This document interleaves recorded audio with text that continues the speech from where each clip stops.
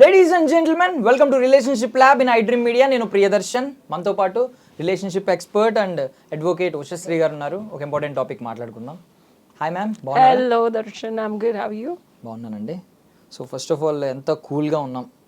But కొన్నిసార్లు పాపం ఫ్యామిలీస్లో హీట్ ఎక్కే వాతావరణం ఉంటుంది అంటే ఎంత కూల్ సిచ్యువేషన్లో అయినా.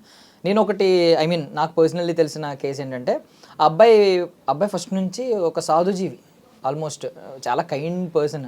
అయితే ఏమైందంటే తను మ్యారేజ్ చేసుకున్నాడు, అమ్మాయిని ఇష్టపడ్డాడు. అంటే పెళ్ళి తర్వాత ఎంగేజ్మెంట్ నుంచి ఆ అమ్మాయి మీద చాలా ఇష్టపడ్డాడు. ముందు పాస్ట్లో పెద్ద లవ్ స్టోరీస్ లేకపోవడం వల్ల మంచి రిలేషన్షిప్ ఉంది ఇద్దరి మధ్య. బట్ ఏంటంటే ఆ అమ్మాయి కొంచెం వాళ్ళ ఫ్యామిలీలో కొంచెం ట్రామా ఉంది. పాస్ట్ లైఫ్లో ఏంటంటే కొంచెం ఫాదర్ మదర్ ఎక్కువ కొట్టుకోవడం, అరవడం, ఇవన్నీ ఫేస్ చేసి వచ్చింది. సో ఇప్పుడు ఆ అమ్మాయి ఇక్కడికి వచ్చిన తర్వాత మంచి లైఫ్ ఉంటుంది అని అనుకుంటే, బట్ ఇక్కడ కూడా చిన్న చిన్న ఇష్యూస్కి కొంచెం ఎక్కువ గట్టిగా అరవడం, ఆర్గ్యూ చేయడం. బట్ ఆ అబ్బాయికి అర్థమైంది సిచ్యువేషన్, ఈ అమ్మాయి ఎలా వచ్చింది కాబట్టి. సో అబ్బాయి ఏం చేయాలో అర్థం కావట్లే, అంటే ఎంపతి ఎక్కడ చూపించాలి అని చెప్పి అనుకుంటున్నాడు. బట్ వీడే ఈలోపు ఎమోషనల్ డంపియాడ్ అయిపోతున్నాడు, ఇవన్నీ భరించలేక తీసుకోలేక. సో దీని గురించి ఏం చెప్తారు, అబ్బాయికి సలహా ఏమిస్తారు?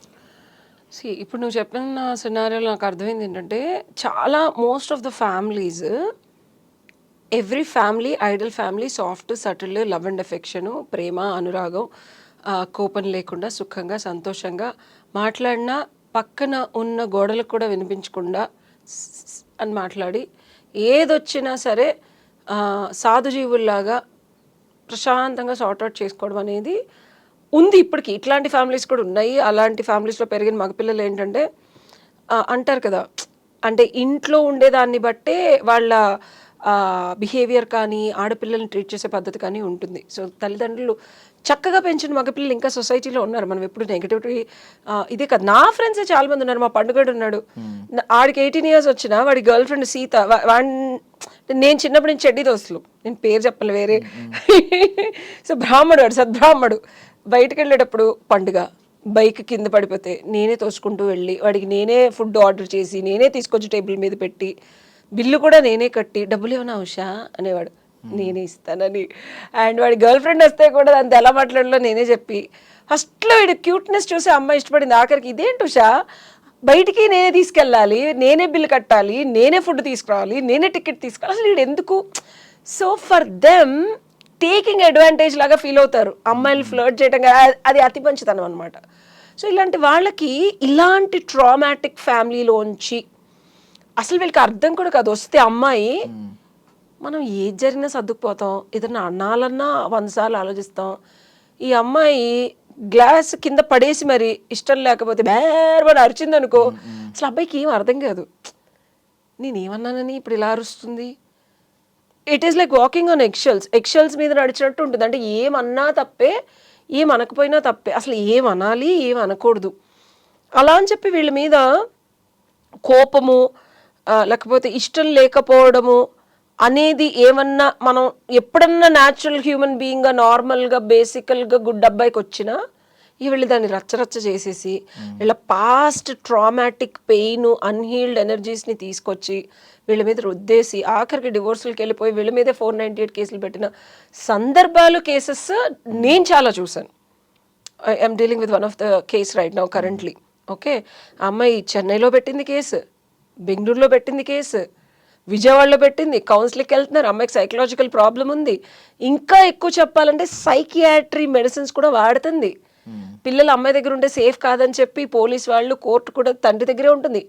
ఈవెన్ అమ్మాయి వచ్చి మళ్ళీ హైదరాబాద్లో కేసు పెట్టింది, I'm handling the case right now. So ఇట్లాంటి వాళ్ళు ఏంటంటే, కొన్ని వీడియోస్ చూశాను నేను, ఇంత ట్రామాటిక్గా బిహేవ్ చేస్తారా కన్న పిల్లల్ని కూడా అనిపించేలా ఉన్నారు. సో చెప్పాలంటే ఈ అబ్బాయి ఇంకా విఘ్నత ఉంది. మేడం, ఆ అమ్మాయి హీల్ అయి వస్తే నేను ఇంకా చూసుకుంటాను మేడం, నా పిల్లలకి తల్లి లేకుండా చేయడం. అరే ఇట్లా ఉంటారా అబ్బాయిలు? అంటే నేను అలాంటి వాళ్ళు కూడా చూశాను. ఐమ్ నాట్ లేరు అని చెప్పకుండా ఉండడానికి నాకు చాలా ప్రూఫ్లు ఉన్నాయి. బికాజ్ నేను పర్సనల్గా డీల్ చేస్తున్నాను అట్లాంటి క్లయింట్స్తో. సో నేను ఇలాంటి సందర్భాల్లో యూజువల్గా ఏం చేస్తానంటే, నేను జాతకం చెక్ చేయించాను. అబ్బాయి డివోర్స్కి వెళ్ళడానికి కూడా after this 12 years of trauma, having 11-year-old kid and an 8-year-old kid, still he's willing to take ఇంత కూడా. అమ్మాయి మళ్ళీ సడన్గా బెంగళూరు వెళ్ళిపోయి నేను వచ్చేస్తాను మీతో ఉంటానని చెప్పిందట. మేడం అమ్మాయిని రిసీవ్ చేసుకొని తెచ్చేయమంటారంటే మళ్ళీ కేసు పెడితే ఏం చేస్తారు, ఊరుకోండి అన్న నేను. లిటరల్గా హైదరాబాద్ వచ్చింది, కేసు పెట్టింది. సో వీళ్ళ సైకలాజికల్ కండిషన్. సరే ఇదనుకో వర్స్ట్ కేస్ సినారియో. ఇప్పుడు నువ్వు చెప్పిన సినారియోలో వాళ్ళకి లవ్ అండ్ ఎఫెక్షన్ కానీ ఇష్టం కానీ ప్రేమ కానీ తక్కువ అవైలబుల్గా ఉండి ఎక్కువ క్రోధం, ఎక్కువ కొట్టుకోవడం, ఎక్కువ సైకలాజికల్గా సందిగ్ధమైన స్థితి. ఏది లవ్, ఏది ఎఫెక్షను, ఏది కోపము, ఏది క్రోధము, ఎందుకు ఏం చేస్తే కొడతారనే దానికి డిఫరెన్సియేషన్ లేకుండా, ఎమోషన్స్ని బ్యాలెన్స్ లేకుండా, లవ్ అండ్ ఎఫెక్షన్ని కన్సిస్టెన్సీ లేకుండా పెరిగే సందర్భాల్లో అమ్మాయిలకి ఏమవుతుందంటే అత్తమామలు కానీ తిను కానీ లేకపోతే వీళ్ళ చెల్లెళ్ళు కానీ అన్నలు కానీ వీళ్ళ ఫ్రెండ్స్ కానీ తినెవరితో క్లోజ్గా ఉన్న వాళ్ళు ఏదైనా అన్నా కానీ ప్రతి చిన్నది భూతత్వంలో కనిపించడం, వాళ్ళు ఎలా అయితే ట్రామా ఫేస్ చేశారో ఆ యాంగిల్లో చూడటం, వీళ్ళని దానికి తగ్గట్టు అర్థం చేసుకోకుండా వీళ్ళు రియాక్ట్ అయిపోతాం ఈ మధ్యలో ఉన్న హస్బెండ్ని కానీ ఈ సినారియోలో. సో నేను అన్నీ చూసి అబ్బాయికి ఏం చేస్తారండి ఒకవేళ డివోర్స్ ఇస్తే అని అడిగాను. ఏముంది మేడం, నేను నా పిల్లల్ని చూసుకుని సుఖంగా ఉంటాను అన్నారు ఆయన. సో నేను జాతకం చూపించాను. శుభ్రంగా డివోర్స్కి వెళ్ళొచ్చు, ఇంకా రెండో పెళ్ళి అవుతుంది, 2 పిల్లల్లో ఎవరో ఒకళ్ళు ఉంటారు, ఒకళ్ళు అయితే ఉండటం కష్టం అని చెప్పారు. అది ఆయన నమ్మలేదు. ఇది almost 1 month back, 1.5 month back మన ఐ డ్రీమ్ నుంచి వచ్చిన కాలే అనమాట ఇది. ఓకేనా? సో తీరొచ్చితే మేడం మీరు చెప్పింది కరెక్టే, I want go to divorce అని జస్ట్ 2 days బ్యాక్ మెసేజ్ పెట్టారు ఆయన. సో కొన్ని సందర్భాలు ఏంటంటే హ్యాండిల్ చేసే ఉంటాయి, చేయలేని ఉంటాయి, చేసిన విధి అనేది ఒకటి ఉంటుంది, అది దాన్ని మనం ఎవరో మార్చలేం. సో చచ్చినట్టు ఆ ట్రామాని ఇన్ని సంవత్సరాలు భరించాలని ఆ అబ్బాయికి రాస్తుంది, ఆ పిల్లలకి అసలు పిల్లలు అలా ఏడ్ చేస్తున్నారు రాస్తుంది, and they are going through that. After certain time ఆ కర్మ క్లీన్ అయిపోయిన తర్వాత ఎట్టి పరిస్థితుల్లో వెళ్ళిపోవాల్సిందే. సో ఈ పర్టికులర్ సినారియోలో ఆర్ ఇన్ జనరల్గా ఒకళ్ళు ట్రామాటిక్ లైఫ్ స్టైల్ నుంచి వచ్చి ఇంకొకళ్ళు ఒక సర్టిల్ ఫ్యామిలీ, ఒక మంచి ఫ్యామిలీ చూసే వాళ్ళు కూడా ఇదేంట్రా బాబు ఈ సైకో దానికి ఇట్లాంటి మంచి హస్బెండ్ దొరికాడని చాలా మంది పక్కన వాళ్ళు వీళ్ళు అన్న సందర్భాలు కూడా ఉన్నాయి. ఇలాంటి దానికి సొల్యూషన్ ఏంటంటే, ఒకటి నేను ఎప్పుడు ఎవరికైనా చెప్పేది, ఒక రిలేషన్షిప్ తెంచుకుంటే తెగిపోద్ది ఎప్పుడైనా.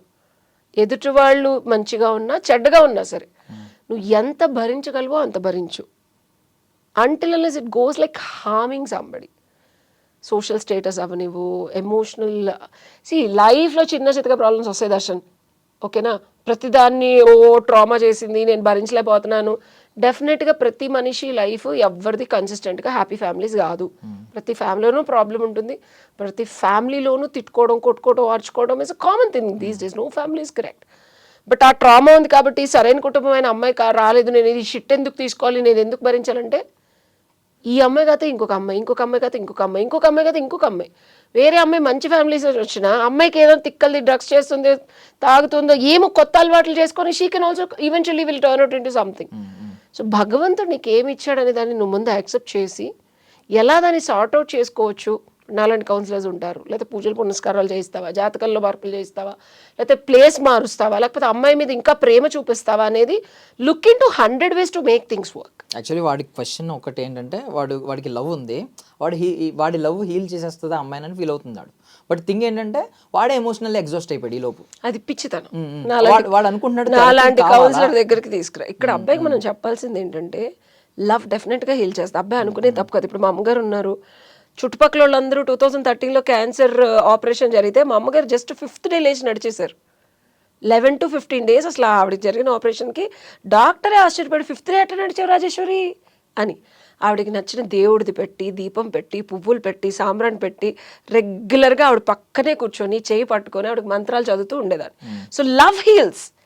లవ్ అనేది డెఫినెట్గా హీల్ చేస్తుంది, కానీ what kind of actions you're taking to produce the result important. మా అమ్మగారు లవ్ హీల్స్ కట్టే ఆవిడ పక్కనే కూర్చున్నాను అనుకో, ఇప్పుడు ఈ అబ్బాయి కూడా my love heels, I love you అని అమ్మాయి కొట్టిన ప్రతిసారి కొట్టించుకుంటున్నాడు, తిట్టించుకుంటున్నాడు, ట్రామాలోకి వెళ్ళిపోతున్నాడు, అతను ఆ ఎమోషనల్ షిట్ తీసుకోలేకపోతున్నాడు అనుకో, that's not love. Love means taking actions to produce consistent results. ఒక్కసారి 2 సార్లు రిజల్ట్ ప్రొడ్యూస్ చేయడం కాదు. ఆ అమ్మాయితో మాట్లాడాలా, అమ్మాయిని బయటకు తీసుకెళ్లాలా, అమ్మాయిని సైకాలజిస్ట్ దగ్గర తీసుకెళ్లాలా, లేకపోతే అమ్మాయితో కూర్చొని కౌన్సిలింగ్గా తనే ఒక కౌన్సిలర్గా ఒక భర్త కన్నా ఎక్కువ తీసుకొని ఏమైనా కోర్సెస్ కలిసి చేయాలా, లేకపోతే ఇంకెక్కడికైనా డ్రైవ్కి తీసుకెళ్లాలా, తన బాధని ఏ విధంగా రెక్టిఫై చేయాలనేది తను తెలుసుకొని ఎక్స్పెరిమెంట్ చేసి కన్సిస్టెంట్గా ఏది రిజల్ట్ వస్తుందో తెలుసుకుంటేనే హీల్ అవుతుంది. Darshan, this is solution for him. You need to look into 100 ways to produce results. ఏది చేస్తే ఆ అమ్మాయి సుఖంగా సంతోషంగా ఈ అబ్బాయి మీద అట్లీస్ట్ తన ట్రామా నేయకుండా she's trying to come back అనేది యాక్షనబుల్ రిజల్ట్స్లో రావాలి. అది రాకపోతే అది హీలింగ్ కాదు. డెఫినెట్గా లవ్ ఉండొచ్చు, but she is not healing. He will go into that trauma and they end up getting divorce. Love isn't enough అంటారు లాస్ట్లో. Take actions, take consistent actions. Love is an expression. Love should be expressed in reality, which the other person experiences and they produce results. Thank you, ma'am. Thank you so much for your valuable time.